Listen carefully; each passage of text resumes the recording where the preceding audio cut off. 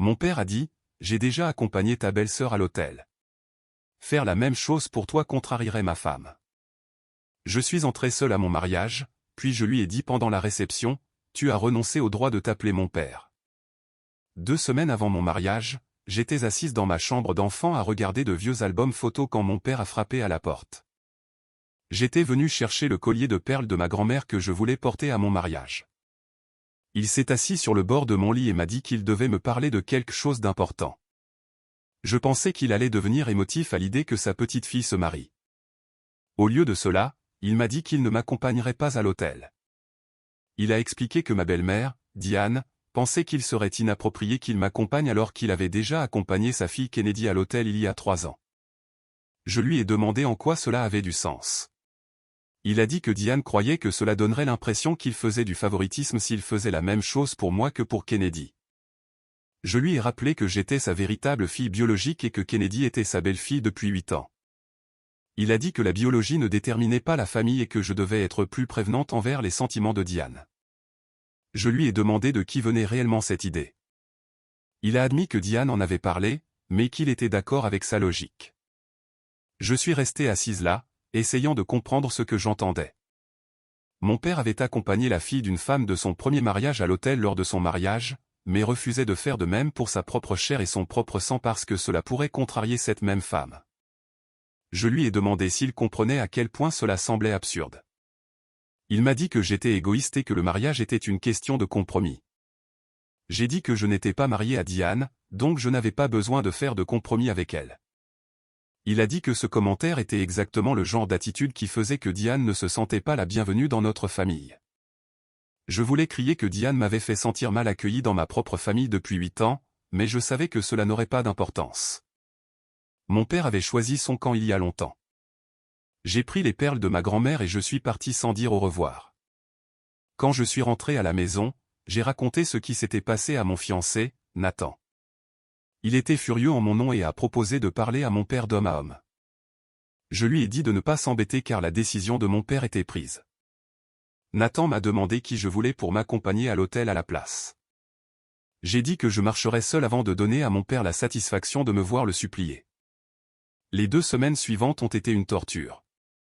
Diane m'a appelé 3 fois pour m'expliquer qu'elle espérait que je comprenne sa position et qu'elle me considérait vraiment comme faisant partie de la famille. Je n'ai pas répondu. Kennedy m'a envoyé un texto disant qu'elle avait entendu ce qui s'était passé et qu'elle pensait que sa mère était ridicule, mais qu'elle ne voulait pas s'en mêler. Je ne lui ai pas répondu non plus. Mon père m'a envoyé un courriel qui était clairement écrit par Diane, disant qu'il m'aimait et qu'il espérait que je verrais cela comme une opportunité de montrer mon indépendance en tant que femme moderne. Je l'ai supprimé sans le finir. Le jour de mon mariage est arrivé, et je me sentais étrangement calme. Ma mère était décédée quand j'avais 12 ans, et j'avais toujours imaginé que mon père serait là pour les grands moments auxquels elle ne pourrait pas assister. Mais j'avais appris à ne plus rien attendre de lui il y a des années. La cérémonie a eu lieu dans un vignoble à l'extérieur de la ville. La famille de Nathan remplissait un côté de l'allée, et ma petite collection de tantes, de cousins et d'amis remplissait l'autre. Mon père, Diane et Kennedy étaient assis au 2e rang parce que j'avais demandé à ma tante de s'assurer qu'ils ne soient pas au premier. Quand la musique a commencé, j'ai descendu l'allée seul. J'ai gardé la tête haute et les yeux fixés sur Nathan qui m'attendait à l'hôtel. Je n'ai pas regardé mon père. Je n'en avais pas besoin. La cérémonie était magnifique et Nathan a pleuré en prononçant ses vœux, ce qui m'a fait pleurer aussi. Après que nous ayons été déclarés mari et femme, nous avons remonté l'allée ensemble et tout le monde a applaudi. À la réception, ma tante a porté un toast qui a fait rire tout le monde puis pleurer. Le père de Nathan a porté un toast qui m'a accueilli dans leur famille avec tellement de chaleur que j'ai failli craquer complètement. Puis ce fut le moment de la danse père-fille.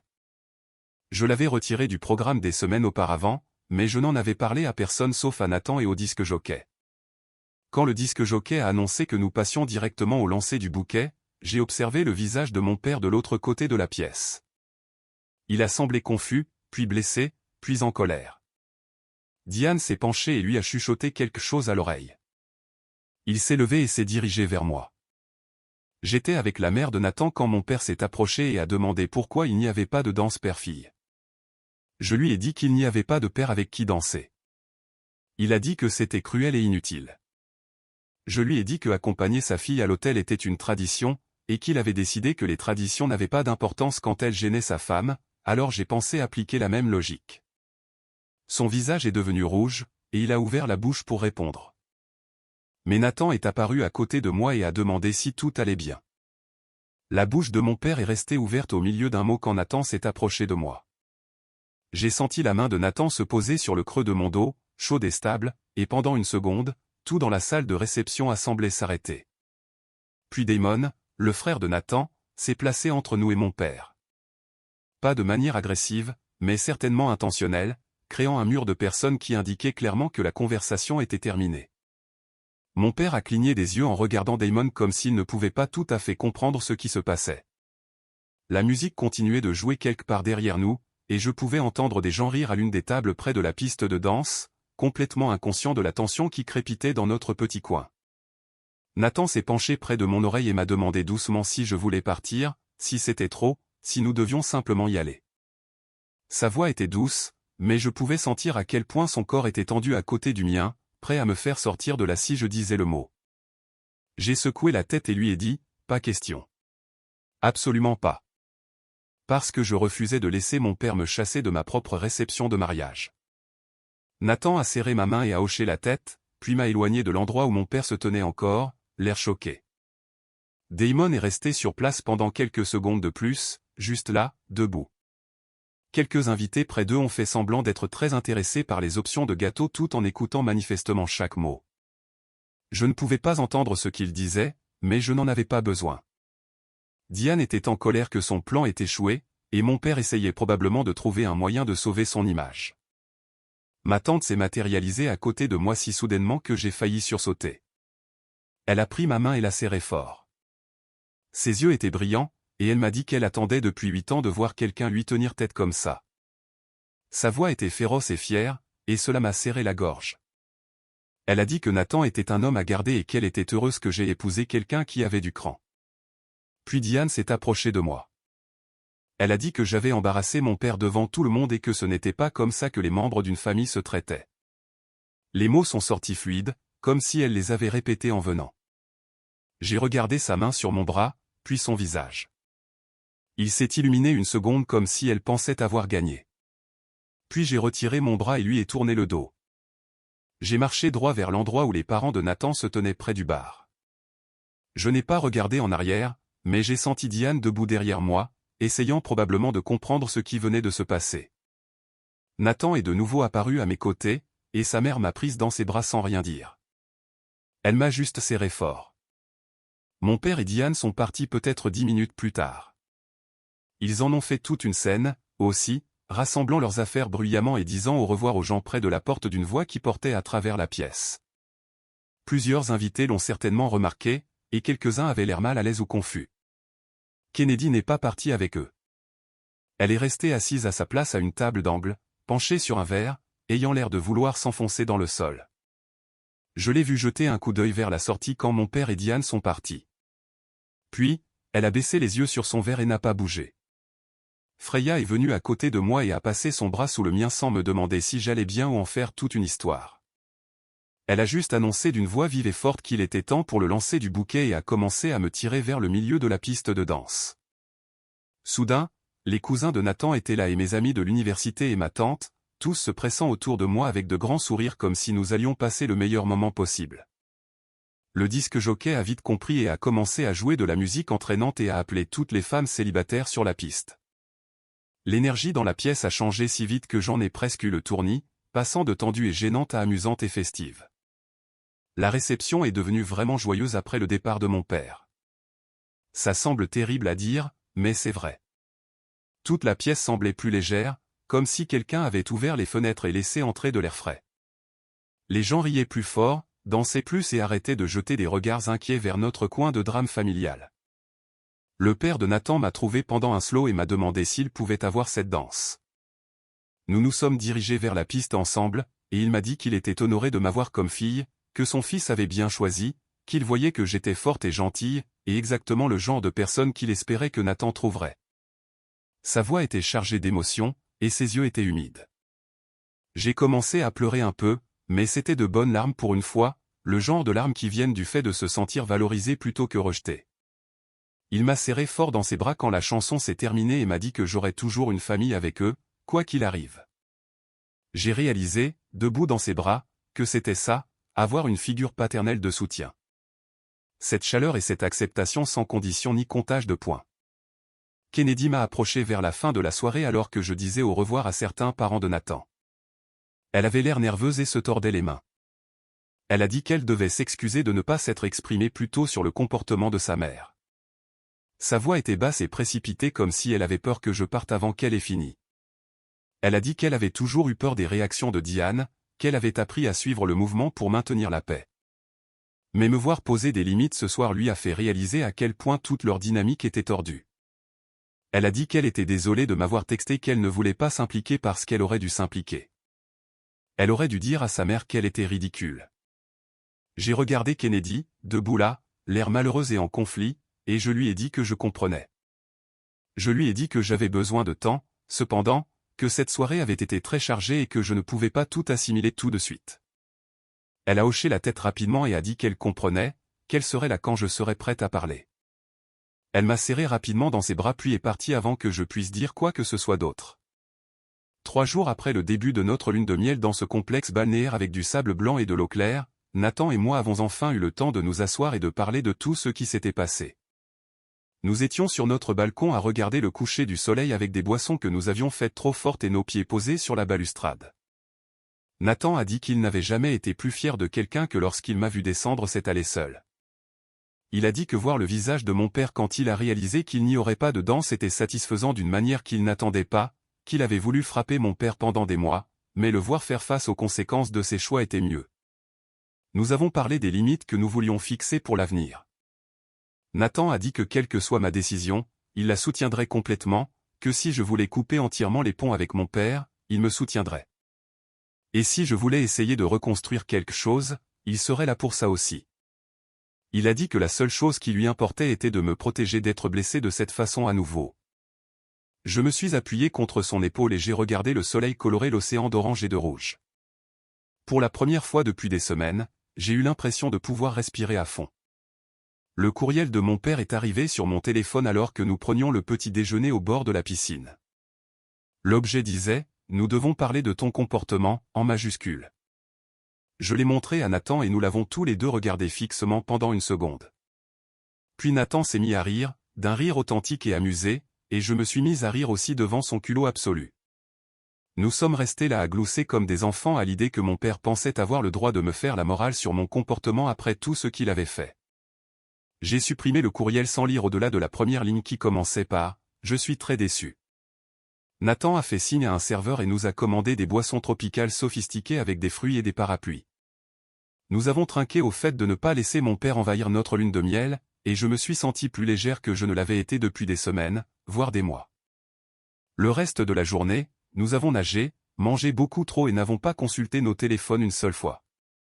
Quand nous sommes rentrés de la lune de miel, 2 lettres nous attendaient dans notre boîte aux lettres. Toutes 2 portaient l'adresse de retour de mon père et la seconde avait urgent écrit en travers au feutre rouge. Nathan les a sorties et les a tenues en l'air, me demandant si je voulais qu'il les jette simplement sans les ouvrir.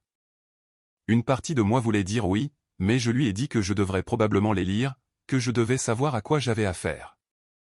Nous nous sommes assis sur notre canapé et je les ai ouvertes une par une. La première lettre disait que j'avais provoqué une scène à mon mariage en supprimant la danse père-fille sans prévenir personne. Elle disait que j'avais manqué de respect à Diane et que j'avais fait de tout l'événement une affaire de sentiments blessés au lieu de célébrer le mariage. La deuxième lettre était plus longue et plus colérique. Elle disait que j'étais manipulé par Nathan et que j'avais changé depuis mes fiançailles. Elle disait que Diane avait le cœur brisé par mon comportement et que je lui devais des excuses. Les 2 lettres se terminaient par des exigences que je l'appelle immédiatement pour discuter de cela comme des adultes. Je les ai lues à voix haute à Nathan et sa mâchoire s'est crispée à chaque phrase. J'ai sorti mon ordinateur portable et je me suis assise à notre table de cuisine. Nathan a tiré une chaise à côté de moi et nous avons commencé à écrire une réponse ensemble. J'ai tapé ce que je voulais dire et Nathan m'a aidé à le modifier, en veillant à ce que ce soit ferme mais pas méchant, clair mais pas cruel. La lettre expliquait que son choix de ne pas m'accompagner à l'hôtel avait des conséquences naturelles. J'ai écrit que la suppression de la danse père-fille était ma décision et que je ne m'excuserais pas de me protéger de plus de douleur. Nathan a suggéré d'ajouter une section sur les limites et je l'ai tapé soigneusement. Pas de visites impromptues à notre domicile, pas de communication par l'intermédiaire d'autres membres de la famille essayant de me faire culpabiliser. Toute relation future exigerait de sa part une véritable prise de responsabilité. Pas des excuses pour ce que je ressentais, mais une véritable reconnaissance de ce qu'il avait fait. Je l'ai relu 3 fois, changeant des mots ici et là. Nathan l'a lu et a dit qu'elle était parfaite, qu'elle disait tout ce qu'elle devait dire sans être quelque chose que je regretterais plus tard. Je l'ai sauvegardé pour l'envoyer le matin, quand j'aurai le courage d'appuyer sur le bouton. J'ai cliqué sur envoyer le lendemain matin pendant que Nathan préparait du café dans notre cuisine. Mes mains tremblaient un peu alors que je regardais le message disparaître de mon dossier de brouillon. Nathan s'est approché, m'a embrassé sur le sommet de la tête et m'a dit que j'avais fait ce qu'il fallait. J'ai fermé mon ordinateur portable et j'ai essayé de me concentrer sur le petit déjeuner, mais mon estomac était noué. 3 jours plus tard, mon téléphone a sonné alors que j'étais au travail. J'ai vu le nom de ma tante sur l'écran et je suis sorti pour prendre l'appel. Elle semblait presque excitée quand elle a commencé à parler. Apparemment, Diane avait appelé tout le monde dans la famille. Mes cousins, mon oncle, et même des parents à qui je parle à peine. Elle leur disait à tous que j'avais humilié mon père à mon propre mariage, que j'étais vindicative et cruelle d'avoir supprimé la danse père-fille sans prévenir. Ma tante a ri un peu en le disant. Elle m'a dit que la plupart de nos parents avaient immédiatement rembarré Diane. Ma cousine Sarah aurait apparemment dit à Diane que mon père s'était humilié lui-même en refusant d'accompagner sa propre fille à l'hôtel.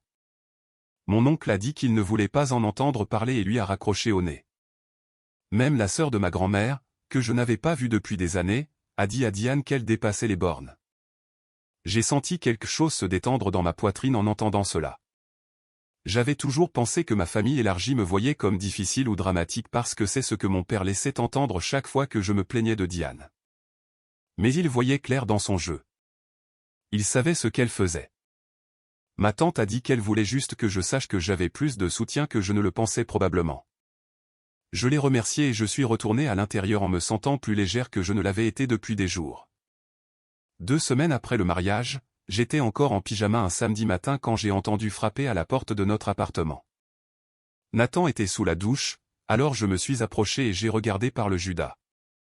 Mon père se tenait dans le couloir, l'air en colère et déterminé. Tout mon corps s'est glacé. J'ai reculé de la porte alors que Nathan sortait de la salle de bain avec une serviette autour de la taille, demandant qui c'était. Je lui ai dit que c'était mon père, et l'expression de Nathan a changé immédiatement. Il a enfilé un pantalon de survêtement et un t-shirt plus vite que je ne l'avais jamais vu bouger. Les coups sont devenus plus forts et j'ai alors entendu la voix de mon père exigeant de me voir, disant qu'il savait que j'étais à la maison parce que ma voiture était sur le parking. Nathan s'est dirigé vers la porte et l'a ouverte juste assez pour se tenir dans l'embrasure, bloquant l'entrée. Sa voix était calme mais ferme quand il a parlé. Il a dit à mon père qu'il devait partir. Mon père a essayé de le bousculer, mais Nathan n'a pas bougé. Il a dit que se présenter à l'improviste violait les limites que j'avais clairement énoncées dans ma lettre et que mon père devait respecter ces limites où il y aurait des conséquences. Le visage de mon père est devenu rouge et il a commencé à crier que j'étais sa fille et qu'il avait le droit de me parler. Je me suis approché de la porte et me suis tenu à côté de Nathan. J'ai dit à mon père à travers la moustiquaire qu'il devait respecter mes limites où il n'y aurait aucune relation du tout. Mon père m'a regardé comme si je l'avais giflé. Son visage est devenu encore plus rouge et il a dit que j'étais manipulé par Nathan, que je n'avais jamais agi comme ça avant de me marier. Nathan a ri à cela.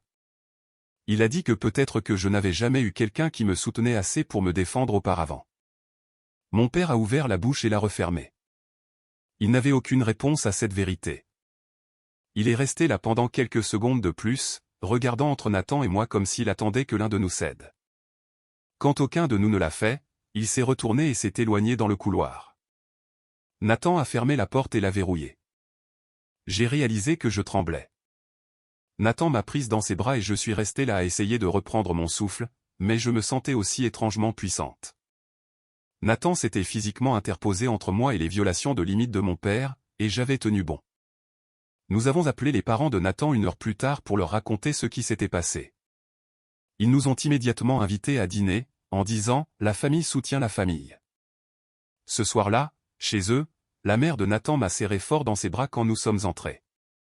Elle a dit qu'elle était désolée que mon père ne puisse pas voir la fille incroyable qu'il avait. J'ai ressenti à nouveau ce deuil pour la relation parentale que je n'aurais jamais. Mais je me sentais aussi reconnaissante pour la famille que je construisais avec Nathan. Un mois après le mariage, Kennedy m'a envoyé un texto pour me demander si nous pouvions nous voir pour un café sans que sa mère le sache. J'ai fixé le message pendant un long moment avant de répondre. Une partie de moi voulait l'ignorer, mais j'étais curieuse. J'ai accepté de la rencontrer dans un café de l'autre côté de la ville où il était peu probable que nous rencontrions quelqu'un que nous connaissions. Kennedy était déjà là quand je suis arrivé, l'air fatigué et plus âgé que dans mon souvenir. Elle a commandé un café au lait et j'ai pris un thé et nous nous sommes assises à une table d'angle, loin des autres clients. Elle a admis que vivre avec la manipulation constante de Diane était épuisant. Elle a dit qu'elle avait marché sur des œufs toute sa vie en essayant de rendre sa mère heureuse. J'ai écouté et je l'ai regardé tordre sa serviette en lambeaux. Elle m'a dit que me voir fixer des limites au mariage avait provoqué un déclic chez elle. Elle a réalisé qu'elle n'avait pas à continuer de sacrifier sa propre paix pour l'ego de sa mère. Nous avons parlé pendant près de 2 heures et j'ai vu ma belle-sœur clairement pour la première fois. C'était quelqu'un également endommagé par le narcissisme de Diane, juste de différentes manières que moi. Quand nous avons quitté le café, Kennedy m'a serré dans ses bras et m'a remercié de l'avoir rencontré. La semaine suivante, Kennedy m'en a dit plus sur la vie avec Diane.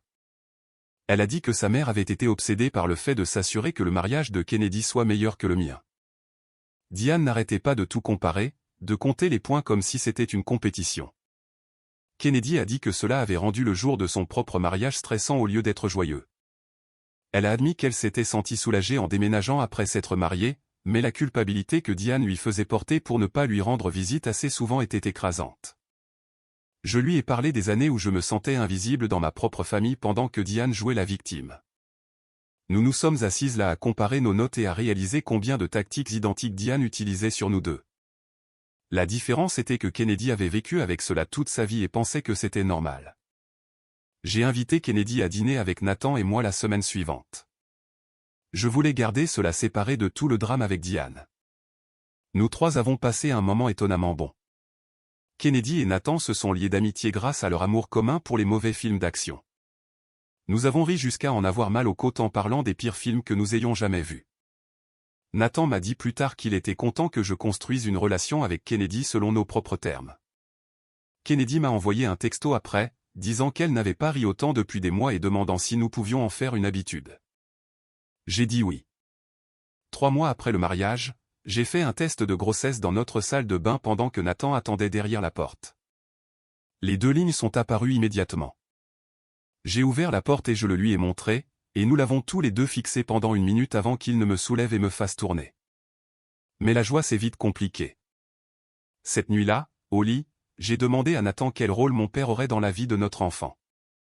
Il est devenu silencieux et a dit qu'il pensait à la même chose. Nous avons passé plusieurs soirées à discuter des différentes options, des visites supervisées où mon père ne pourrait pas être seul avec le bébé, un contact limité aux jours de fête seulement. Ou aucun contact du tout pour protéger notre enfant de la même priorisation de la belle famille qui m'a blessé. J'étais tiraillé entre le désir que mon enfant ait des grands-parents et celui de le protéger des choix de mon père. Nathan a dit que quelle que soit ma décision, il la soutiendrait entièrement, mais que le bien-être de notre enfant passait avant tout. Avant que je puisse prendre une décision, ma tante a accidentellement mentionné ma grossesse à mon père lors d'un appel téléphonique. Elle m'a appelé juste après pour s'excuser, disant que cela lui avait échappé quand il lui a demandé comment j'allais. En quelques heures, j'ai reçu un courriel de mon père. L'objet disait « Félicitations » en majuscule. Je l'ai ouvert et j'ai senti ma tension artérielle monter en flèche en le lisant. Il supposait qu'il serait un grand-père impliqué. Il incluait des suggestions de couleurs pour la chambre de bébé et demandait quand nous prévoyions de connaître le sexe. La présomption qu'il obtenait automatiquement l'accès à mon enfant après avoir refusé de m'accompagner à l'hôtel m'a rendu furieuse d'une manière que je n'attendais pas. J'ai montré le courriel à Nathan et il l'a lu la mâchoire serrée. Nous nous sommes assis ce soir-là et avons créé un plan détaillé pour les limites des grands-parents. Toute relation avec notre enfant exigerait d'abord une véritable prise de responsabilité de la part de mon père. De vraies excuses, pas seulement un désolé pour ce que tu as ressenti. Une reconnaissance de ce qu'il avait réellement fait de mal. Un engagement à me traiter avec respect à l'avenir. J'ai rédigé un courriel expliquant qu'être grand-parent était un privilège qui se méritait par le respect et des relations saines, pas un droit automatique. J'ai écrit que je n'exposerais pas mon enfant à quelqu'un qui ne pouvait pas prioriser les sentiments de sa propre fille. Le courriel est resté dans mes brouillons pendant 2 jours pendant que je peaufinais la formulation. Je l'ai envoyé à Freya pour qu'elle le relise. Elle m'a appelé immédiatement et a dit qu'il était parfait. Elle a dit que je protégeais mon enfant de la manière dont j'aurais aimé que quelqu'un me protège de l'influence de Diane toutes ces années. J'ai sauvegardé la version finale et j'ai dit à Nathan que j'avais besoin d'une nuit de plus pour être sûr.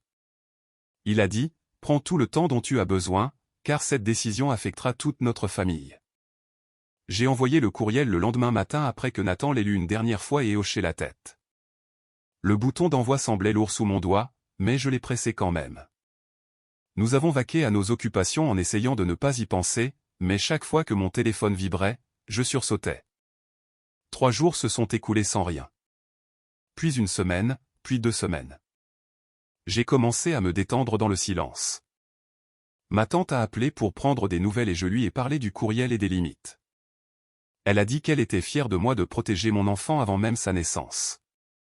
Kennedy m'a envoyé un texto pour me demander comment je me sentais et si j'avais besoin de quelque chose. Je lui ai dit que j'allais bien et je lui ai demandé comment se passait la recherche d'appartement. Elle a dit qu'elle avait visité 3 endroits et qu'elle déposait une candidature pour un prêt du centre-ville. Je lui ai dit que c'était génial et je le pensais. À mon prochain rendez-vous chez le médecin, Nathan m'a tenu la main pendant que nous écoutions le battement de cœur à travers le Doppler. Le son a rempli la petite salle d'examen et j'ai regardé le visage de Nathan s'illuminer. Le médecin a dit que tout semblait parfait et a demandé si nous avions des questions. J'ai posé des questions sur le stress pendant la grossesse et elle a dit qu'un certain stress était normal mais qu'il fallait essayer de le minimiser autant que possible.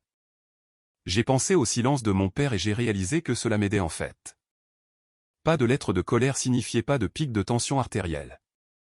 Pas de tentative de manipulation signifiait que je pouvais me concentrer sur la croissance d'un bébé en bonne santé. Le médecin a programmé notre échographie morphologique pour le mois suivant et a dit que nous pourrions connaître le sexe à ce moment-là si nous le voulions. Nathan a serré ma main et j'ai serré la sienne en retour. La lettre est arrivée un mardi après-midi. J'ai reconnu l'écriture de mon père sur l'enveloppe et mon estomac s'est noué. Je l'ai posée sur le comptoir de la cuisine et je l'ai fixée pendant 10 minutes avant de l'ouvrir. Nathan est rentré du travail et m'a trouvé toujours debout là.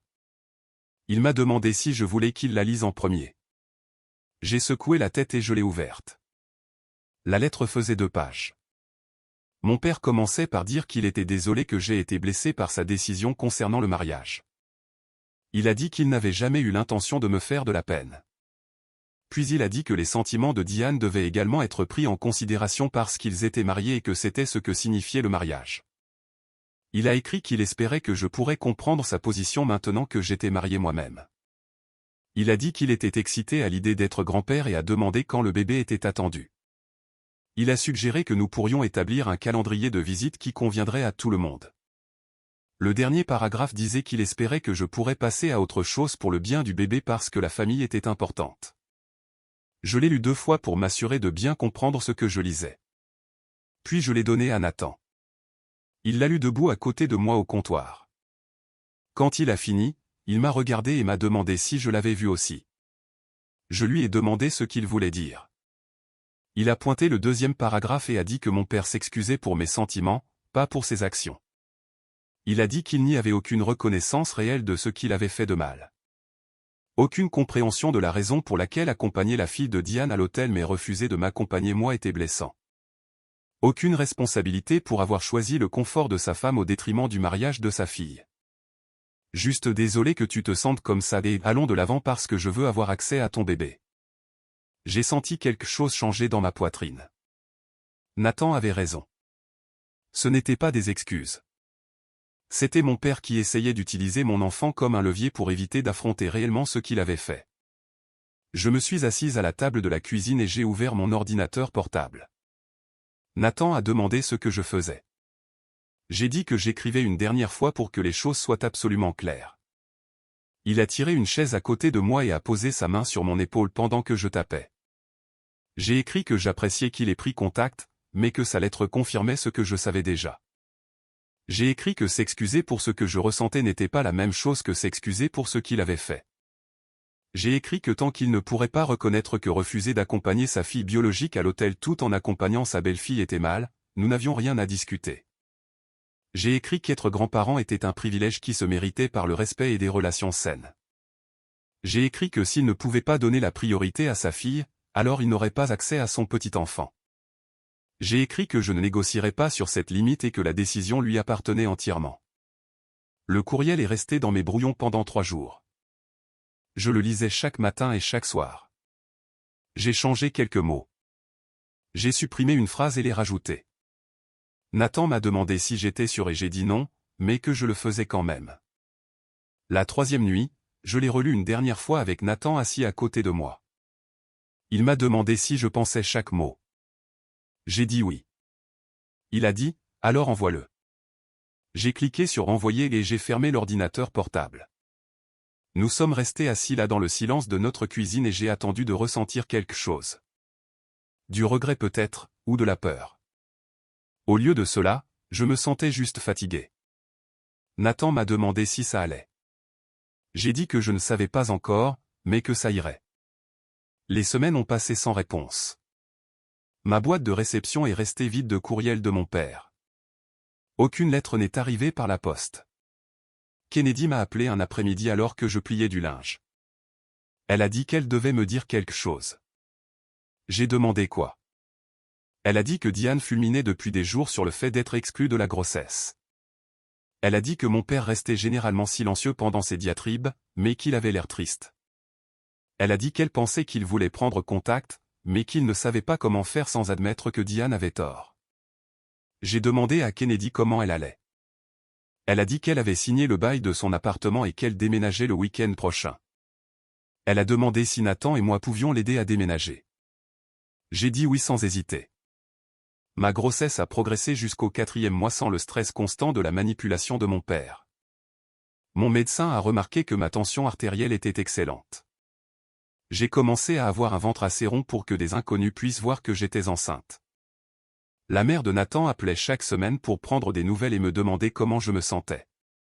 Elle n'a jamais mentionné mon père. Elle n'a jamais demandé si nous avions eu de ses nouvelles. Elle demandait juste des nouvelles de moi et du bébé et si nous avions besoin de quelque chose. Lors de mon échographie morphologique, nous avons appris que nous attendions une fille. Nathan a pleuré dans la salle d'examen pendant que la technicienne imprimait des photos. J'ai pleuré aussi, mais pour des raisons différentes. J'étais heureuse pour le bébé, mais triste que mon père manque cela. Puis je me suis rappelé qu'il choisissait de le manquer. Les parents de Nathan nous ont invités à dîner le samedi suivant. Nous nous sommes rendus en voiture à leur maison en banlieue et la mère de Nathan a ouvert la porte avec un immense sourire. Elle m'a serré dans ses bras avec précaution et m'a demandé comment je me sentais. J'ai dit, bien, et je le pensais. Le père de Nathan a serré Nathan dans ses bras et m'a serré la main, puis m'a prise dans ses bras aussi. Nous nous sommes assis pour manger, et à mi-chemin du dîner, la mère de Nathan s'est raclé la gorge.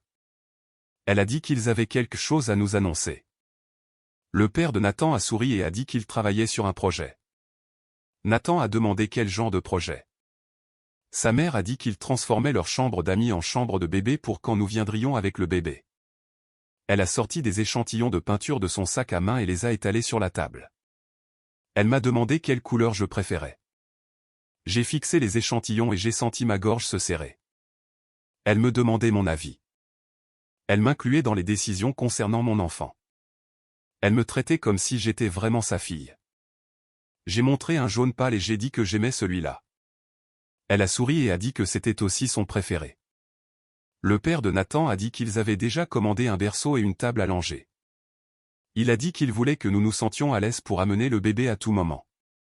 Nathan a passé la main sous la table et a pris la mienne. Je l'ai serré fort.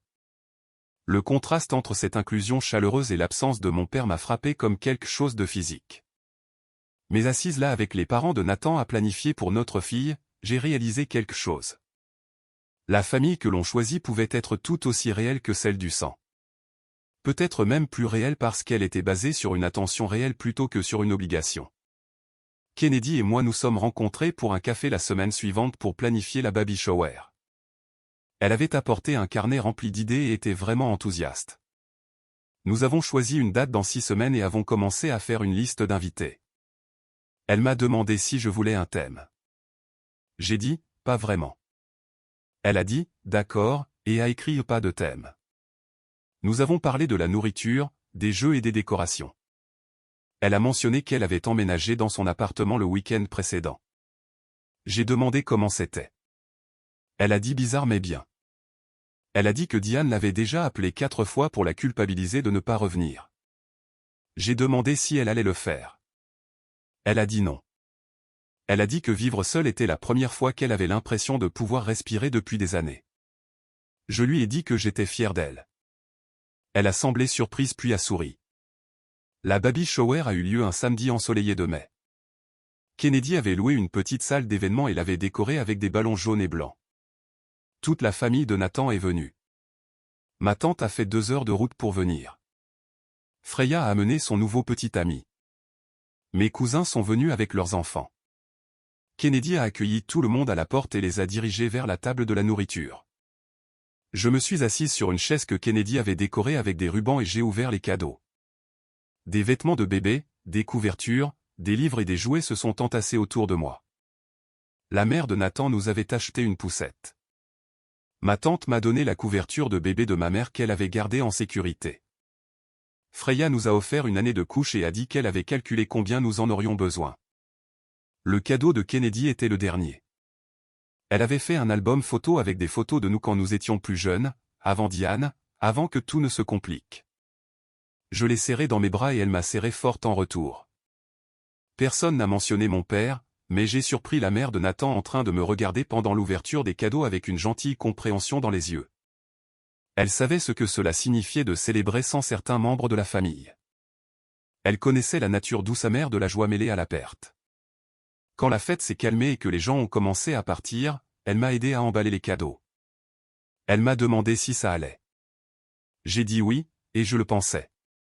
J'étais entouré de gens qui étaient vraiment là pour moi. Des gens qui célébraient sans condition. Des gens qui aimaient sans compter les points. Cela valait plus que les liens du sang. C'était la vraie famille. Enceinte de 7 mois, j'ai reçu une autre lettre de mon père. Je savais que c'était de lui avant même de l'ouvrir à cause de l'écriture sur l'enveloppe. Mais cette écriture était différente, tremblante. Certains mots étaient plus foncés que d'autres, comme s'il avait appuyé trop fort. Je l'ai ouverte assise sur le canapé, les pieds en l'air. La lettre était courte, juste une page. Mon père écrivait que je lui manquais. Il écrivait qu'il souhaitait que les choses soient différentes. Il écrivait qu'il ne savait pas comment arranger cela sans trahir Diane. Il écrivait qu'il espérait que j'étais en bonne santé et que le bébé était en bonne santé. Il écrivait qu'il pensait à moi tous les jours.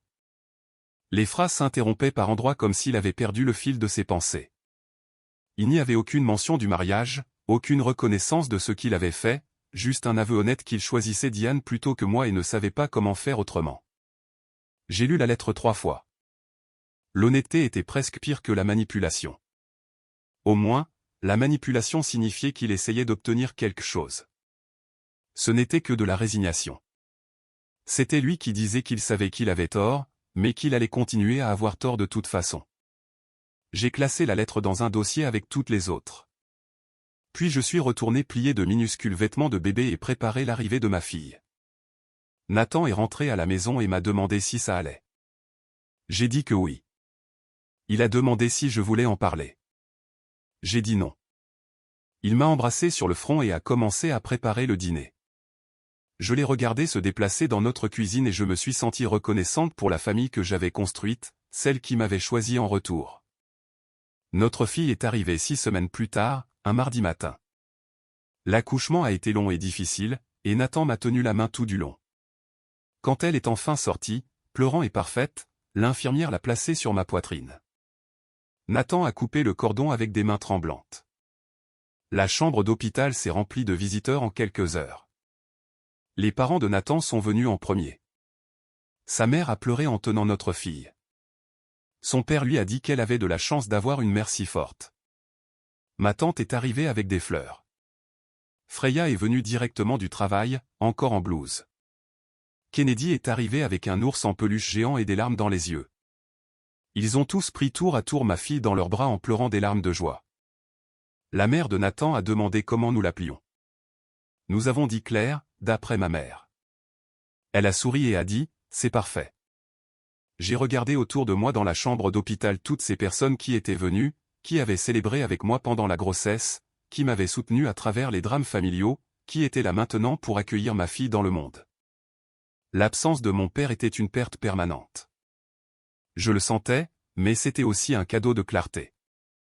J'avais construit exactement la famille dont j'avais besoin. Des gens qui comprenaient ce que signifiait la vraie famille. Des gens qui se présentaient sans condition. Des gens qui aimaient sans compter les points. Claire grandirait entourée de ce genre d'amour. Elle ne se demanderait jamais si elle était moins importante que les sentiments de quelqu'un d'autre. Elle n'aurait jamais à rivaliser pour l'attention de ses parents. Elle saurait ce que c'est que d'être choisie en premier, et cela valait tout.